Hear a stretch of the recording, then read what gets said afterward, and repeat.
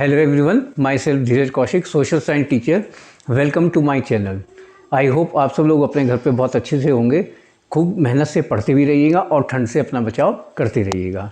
आज इस वीडियो में हम लोग मैन्युफैक्चरिंग इंडस्ट्रीज के बारे में बात करेंगे। आपका जो क्लास 10th में ज्योग्राफी का सिलेबस है उसकी कुछ वीडियो मैंने आपको पहले भी भेजी थी इस लेसन में, मैन्युफैक्चरिंग में। आज हम लोग जो बात करेंगे आपसे वो sugar industry and then iron and steel industry के बारे में बात करते हैं। देखिए, अगर शुगर इंडस्ट्री के अकॉर्डिंग बात करें तो गन्ने के प्रोडक्शन पे अगर आप आते हैं, है ना, जो शुगर केन आपका है बेसिकली, तो उसमें जो है बार बार जो है पोजीशन इंडिया की चेंज होती रहती है। ब्राज़ील एक ऐसा कंट्री है जो इंडिया को लगातार चैलेंज करता रहता है। ओवरऑल अगर हम देखते हैं तो जो चीनी है या उससे रिलेटेड जो भी प्रोडक्ट हैं उसमें अब जो है हम सेकंड पोजीशन पे आ गए हैं, ठीक है ना। गन्ने के प्रोडक्शन में भी बार बार हमारी पोजीशन चेंज होती रहती है। लेकिन अगर हम ओवरऑल इस इंडस्ट्री की ग्रोथ की बात करते हैं तो आप देखेंगे इंडिया में सबसे ज़्यादा जो शुगर मिल आपको मिलेंगी वो यूपी में मिलेंगी और फिर बिहार में मिलेंगी। ठीक, ये दो स्टेट जो हैं जिनमें सबसे ज़्यादा जो है गन्ने का प्रोडक्शन होता है। इसके अलावा जैसे आपकी महाराष्ट्र एक स्टेट है और बहुत सारी अन्य स्टेट हैं जहाँ पे जो है हम गन्ने का प्रोडक्शन लगातार इंटरवल पे करते रहते हैं, ठीक है ना। तो अगर ओवरऑल जो है चीज़ों को देखें तो आप देखेंगे कि हमारी जो शुगर लोबी है वो धीरे धीरे जो है वेस्टर्न यूपी, खास तौर से अगर हम बात करें वेस्टर्न यूपी का जो इलाका है उधर से धीरे धीरे वो माइग्रेट हो रही है। तो आखिर सबसे बड़ी बात यहाँ पे निकल के आती है कि वो माइग्रेट क्यों हो रही है, ठीक है, और माइग्रेट होने के बाद वो जा कहाँ रही है। बेसिक चीज़ क्या है कि जो बड़े बड़ी बिजनेस लॉबी हैं या जो शुगर इंडस्ट्री के बड़े बड़े लोग हैं वो क्या कर रहे हैं कि इस इलाके से अपनी शुगर मिल को बेच रहे हैं और जनरली वो महाराष्ट्र और गुजरात की तरफ भी जा रहे हैं, यानी साउथ में भी जा रहे हैं और वेस्ट में भी वो जनरली जा रहे हैं। तो ऐसा क्यों हो रहा है? ऐसा इसलिए हो रहा है कि अगर हम महाराष्ट्र की बात करें जैसे, तो वहाँ पे जो क्रशिंग सीजन है आपका वो लंबा चलता है, गन्ने का जो मिठास है वो भी बहुत बढ़िया है, ठीक है ना। और सबसे बड़ी बात है कि जो शुगर मिल है वो कोऑपरेटिव ग्रुप्स के द्वारा जो है ऑपरेट की जाती हैं। आपका जो पेमेंट है वो आपको तुरंत मिल जाता है। तो यानी किसान ये कह सकता है कि भाई जितनी मेहनत मैंने की उसका जो प्रतिफल है वो मुझे तुरंत मिल गया है।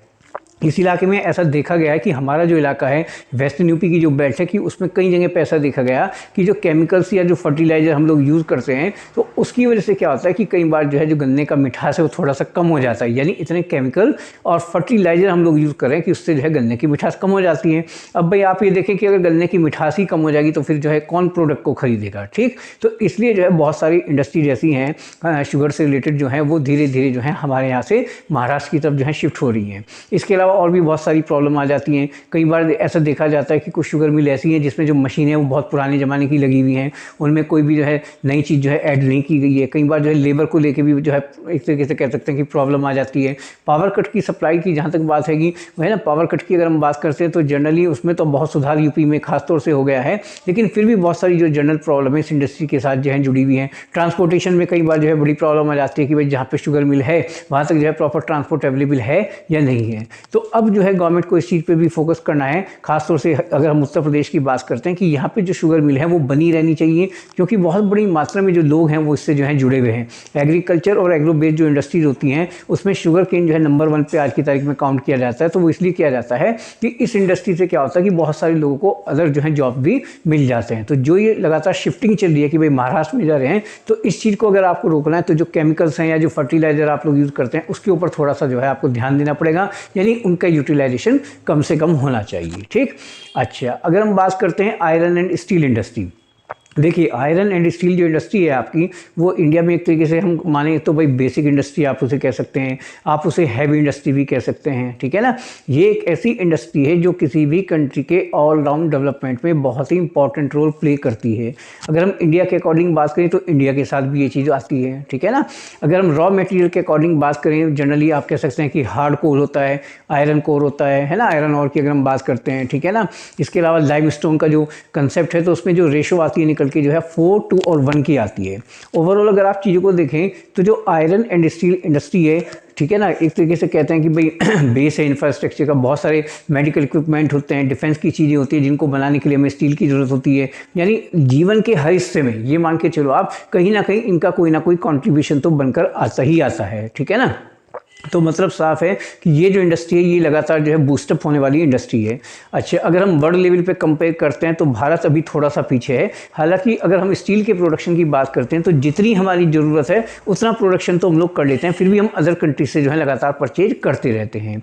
किसी टाइम पीरियड में चाइना और इंडिया जो है बिल्कुल एक लेवल पर खड़े हुए थे, अब चाइना हमसे बहुत आगे निकल गया है और हम अभी काफ़ी पीछे रह गए हैं। तो इस फील्ड में भी अभी हमें एक तरीके से देखें तो बहुत सारा काम करने की ज़रूरत है। अच्छा, यहाँ पे अगर हम देखें तो एक एरिया की हम बात कर सकते हैं, छोटा नागपुर प्लेट्यू का जो इलाका है, जनरली ऐसा देखा जाता है कि भाई वहाँ पे आयरन और जो माइंस हैं वो भी बहुत ज़्यादा हैं, आयरन से रिलेटेड जो फैक्ट्रीज हैं वो भी बहुत ज़्यादा है। तो आखिर ऐसा क्यों है? और ये एक ऐसा टॉपिक है जो अक्सर आपकी बोर्ड एग्जाम में भी पूछा जाता है कि जो मोस्टली जो है आपके आयरन प्लांट हैं वो छोटा नागपुर के एरिया में ही क्यों है। देखिए, सबसे बड़ी बात है कि मीन्स ऑफ ट्रांसपोर्ट, ठीक है ना, हर तरफ जो है रेलवे ट्रैक बिछा हुआ है, बड़ी आसानी से जो है आप लोडिंग और अनलोडिंग पे काम कर सकते हैं। ठीक, इसके अलावा आपको वहाँ पे चीप लेबर भी आसानी से मिल जाती है। ठीक है, तीसरी चीज़ क्या है कि जो रॉ मटेरियल है वो आसानी से हमें उपलब्ध है, तो इसलिए हम ये कह सकते हैं कि बड़ी मात्रा में जो आयरन के प्लांट हैं वो वहाँ पे जो है आपको मिल सकते हैं। इसके अलावा अगर हम बात करते हैं कुछ ड्रॉबैक की, तो कई बार ऐसा भी हो सकता है कि जो आपकी जो लेबर है वो एफिशिएंट नहीं है। ठीक है, रॉ मटेरियल जो आपको मिल रहा है वो कॉस्टली भी हो सकता है, पावर कट की भी जो है प्रॉब्लम हो सकती है। तो अगर ओवरऑल आप देखेंगे तो आयरन एंड स्टील इंडस्ट्री को हम बेसिक इंडस्ट्री कहते हैं, क्योंकि बिना इसके किसी भी तरह के इंफ्रास्ट्रक्चर पे आप काम नहीं कर सकते हैं। इसके अलावा इसमें मिनी स्टील प्लांट को भी जोड़ सकते हैं। जनरली आपने एक शब्द सुना होगा फर्नेस, जिसको हम कहते हैं, है ना, ऐसी भट्टियाँ जिसमें लोहे को गलाया जाता है। और इंडिया तो स्पॉन्ज आयरन की अगर हम बात करते हैं तो वर्ल्ड में नंबर 1 पे आ गया है स्पॉन्ज आयरन के प्रोडक्शन में। यानी डेफिनेटली ये इंडस्ट्री बहुत अच्छा कर रही है, लेकिन अभी भी इसमें बहुत कुछ काम किए जाने की ज़रूरत है। इंडियन गवर्नमेंट जो है टाइम टू टाइम जो है ऐसे पैकेज जो है देती रहती है इस इंडस्ट्री को। हालांकि हम ये कह सकते हैं कि एक तरीके से ये एक ऐसी इंडस्ट्री है जो हर तरीके से जो है इंडिया के जो इंडस्ट्रियल डेवलपमेंट की अगर हम बात करते हैं तो उस पर प्रॉपर खुद को अप्लाई कर देती है। ठीक, अच्छा, अगर हम बात करते हैं steel authority of India limited की, जिसको हम सेल के नाम से जानते हैं, उसी के माध्यम से गवर्नमेंट सेक्टर में भी और प्राइवेट सेक्टर की जो बहुत सारी कंपनीज हैं वो लोहे की खरीद और बेच पर काम करती हैं। तो इसमें कोई शक नहीं है कि ये इंडस्ट्री एक ऐसी इंडस्ट्री है जो हमारे कंट्री के ओवरऑल इकोनॉमिक डेवलपमेंट का एक अहम हिस्सा हम मान सकते हैं। आई थिंक दोनों टॉपिक आपको बिल्कुल क्लियर होंगे। शुगर इंडस्ट्री और आयरन एंड स्टील इंडस्ट्री दोनों ऐसे टॉपिक हैं बेटे जो जनरली आपके एग्जाम में पूछे जाते हैं। ठीक है, पिछले कुछ दिनों में मैं आपको कोई वीडियो नहीं भेज पाया था।